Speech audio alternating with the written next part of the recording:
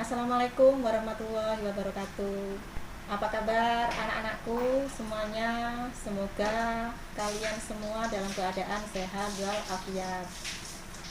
Nah, anak-anakku semua kelas 7, sebelum kita mulai pelajaran kali ini, marilah kita berdoa menurut agama dan kepercayaan kita masing-masing. Berdoa mulai. Selesai. Alhamdulillah, setelah kita berdoa tadi, mudah-mudahan materi yang akan Ibu sampaikan bisa kita pahami dengan lebih baik. Tak lupa Ibu ucapkan terima kasih banyak kepada kalian yang masih mau terus semangat belajar di masa pandemi ini. Mudah-mudahan semangat kalian ini tidak hanya sampai di sini, tapi terus berlanjut sampai nanti. Baik, sebelum Ibu mulai materi kita selanjutnya, Ibu akan mengecek kehadiran kalian, apakah semuanya hadir atau belum. Oke, Ibu cek dulu ya nama-namanya. Sebentar. Dinda ada ya, Dinda? Oh, Dinda ada. Askia ada. Baik, anak-anakku, sebelum Ibu lanjutkan ke materi berikutnya, Ibu akan menanyakan dahulu materi yang lalu, yaitu tentang keterkaitan interaksi sosial terhadap pembentukan lembaga sosial. Nah, Ibu mau tanya, ada yang bisa menjawab apa keterkaitan interaksi sosial terhadap pembentukan lembaga sosial? Ayo, siapa yang bisa jawab? Jadi, interaksi sosial itu memiliki keterkaitan dengan pembentukan lembaga sosial. Kenapa? Karena lembaga sosial itu terbentuk dari interaksi sosial. Contohnya, ya, misalnya kita membutuhkan beras. Kemudian dari mana beras itu kita dapatkan? Iya betul, dari petani. Anak-anakku semuanya, itu sedikit kita menyinggung materi yang kemarin, karena materi yang kemarin itu ada kaitannya dengan materi sekarang yang akan kita bahas. Sudah paham ya materi yang kemarin ya? Kalau sudah paham, Ibu akan melanjutkan materi sekarang tentang interaksi sosial terhadap pembentukan lembaga sosial. Nah, sekarang Ibu beri contoh. Apa sih pengaruh interaksi sosial terhadap pembentukan lembaga sosial? Contohnya seperti ini. Kalau kalian sekolah, peraturan-peraturan apa yang harus kalian lakukan di sekolah? Ayo, kira-kira apa? Kalau sekolah kita harus bagaimana? Iya, betul. Nggak boleh pakai celana jeans, nggak boleh ya. Sekolah pakai celana jeans nggak boleh. Kemudian apa lagi? Iya, nggak boleh rambutnya dipirang. Kemudian yang laki nggak boleh pakai anting, nggak boleh. Yang cewek nggak boleh pakai perhiasan yang berlebihan.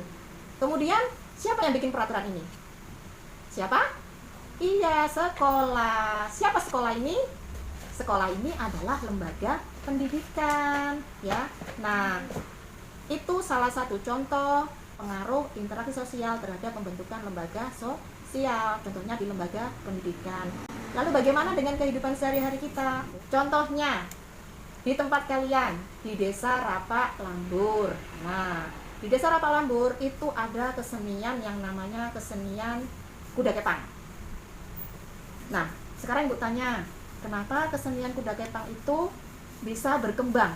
Kira-kira apa yang membuat mereka membuat pengurusnya ini bisa mengembangkan kebudayaan kuda kepang ini? Ada yang tahu? Apa? Coba, Ibu pengen tahu kenapa? Kalian masih bisa menikmati kuda kepang, banyak yang tertarik dengan kesenian kuda kepang. Kira-kira apa? Kenapa? Ayo.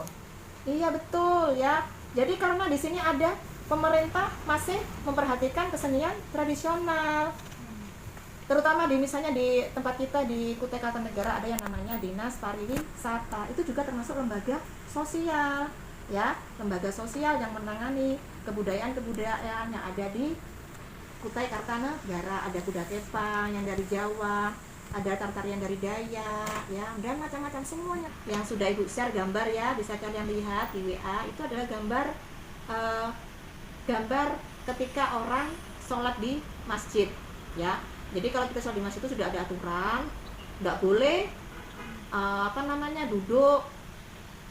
duduknya harus teratur, harus tertib. Kenapa? Biar kita enak duduknya, biar sholatnya pas, enak, tidak berjejal dengan yang lain, dengan satu sama lain. Begitupun terhadap lembaga sosial, ya. Apa pengaruhnya? Pengaruhnya yang pertama itu bisa menciptakan ketertiban, bisa menciptakan stabilitas. Itu sedikit gambaran materi yang akan Ibu sampaikan. Baik, sebelum Ibu lanjutkan, ya, kalian bisa membaca buku paket, buku IPS yang sudah kalian pegang, buku IPS dari Kemdikbud tahun 2016, ya.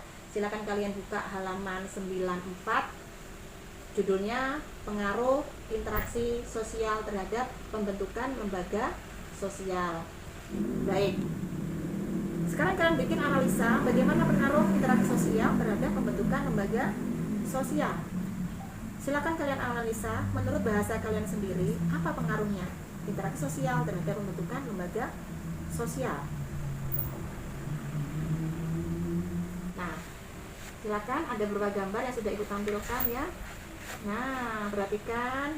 Kebetulan Ibu yang gambar yang Ibu share ini adalah contoh orang jualan pada masa pandemi, ya. Jadi di situ bisa kalian perhatikan gambar yang sudah Ibu share, ya. Mereka yang jualan ini terpisah, ya, nggak rapat seperti di pasar tempat kita, enggak, ya. Mereka ada jarak, ya, berjarak, dan mereka sangat tertib, ya. Mereka mematuhi aturan-aturan tersebut, ya. Nggak ada yang jualan tuh bergerombol, dempet-dempetan, nggak ada, ya. Mereka masing-masing berjualan, kalian perhatikan di situ, ya. Nggak ada yang namanya jualan itu berderet, nggak, tapi ada longgar di tengah. Nah, kemudian ada lagi gambar tentang anak sekolah. Anak sekolah pada saat masuk ke sekolah, ya, pada saat mereka akan masuki sekolah, mereka dengan tertibnya mencium tangan guru, ya, saling, kalau bahasa kita saling, ya, saling. Nah, baik, itu tadi contoh, ya, pengaruh interaksi sosial terhadap pembentukan lembaga sosial. Nah, baik, dari materi yang udah Ibu sampaikan tadi, silakan kalau ada pertanyaan atau belum paham, belum jelas, silakan. Ada yang mau tanyakan? Ya, apa tahapan untuk mencapai keteraturan sosial? Bagus sekali pertanyaannya, ya. Jadi memang untuk mencapai masyarakat yang tertib, yang teratur, itu ada tahapan-tahapan yang harus kita lalui, ya. Yang pertama, tertib sosial itu yakni apa? Keteraturan yang terjadi karena adanya norma, ya. Jadi norma-norma yang berlaku di masyarakat itu ikut menciptakan keteraturan sosial. Yang kedua, adanya order, ya. Order itu artinya permintaan. Permintaan apa? Ya, permintaan masyarakat itu sendiri memandang arti tata tertib, ya. Mereka butuh, masyarakat itu butuh tata tertib. Yang ketiga, adanya keajekan, ya, yakni tahapan di mana interaksi sosial, norma, dan ciri-ciri sosial mulai menemukan kesesuaian dalam masyarakat, ya. Jadi masyarakat itu merasa norma sosial yang sudah ada itu sudah sesuai, sudah merasa mantap, ya. Alhamdulillah paham. Baik, ya. Ya, baik anak-anakku semua. Pada sesi terakhir pelajaran Ibu kali ini, Ibu menilai kalian sangat cukup memahami apa itu pengaruh interaksi sosial terhadap pembentukan lembaga sosial lewat contoh-contoh yang sudah diberikan, ya. Karena dari contoh tadi ternyata kalian sudah sangat memahami, karena contoh tadi adalah contoh dalam kehidupan sehari-hari. Nah, untuk selanjutnya pada pertemuan berikutnya Ibu akan membahas tentang lembaga sosial, ya. Apa itu lembaga sosial? Contoh-contohnya seperti apa? Nanti akan Ibu bahas pada pertemuan berikutnya. Baik, anak-anakku semua, sebelum kita tutup materi kita kali ini, Ibu mengucapkan banyak-banyak terima kasih karena kalian masih tetap semangat belajar. Semoga materi yang Ibu sampaikan menjadi menambah ilmu kalian, menambah pengetahuan kalian untuk terus belajar dan belajar. Akhir kata Ibu ucapkan wassalamualaikum warahmatullahi wabarakatuh.